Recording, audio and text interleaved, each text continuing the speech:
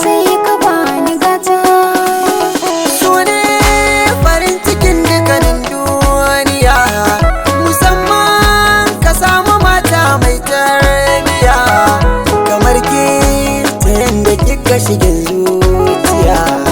Mijina kana ta ƙara zuga ni, tukwicin da zana baka furanni. Idan har kina karirin na lafiya, na jan gidan yana kanshin jarmiya. A lallai da ke na dace zaman duniya.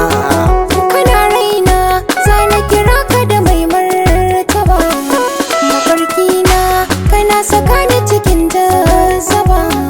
Gaya min abin da kika biɗa an gama, da na zo gida kina amsan sallama.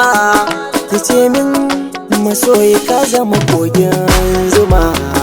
A lallai ka zama jagoran rayuwata ba na shakka, sannan ka zama mai kore mini kunci sai na bi ka.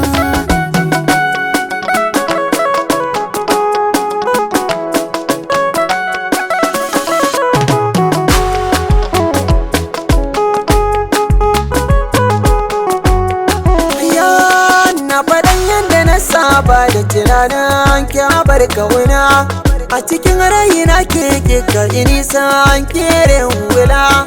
Da ɗakin zamari min tsallake nisa ke rake makula. Kullum zantuttukan ka nai mini daɗi, raina su mamaye. Ba na san a taɓa ka, duk matsaloli zan so su kewaye.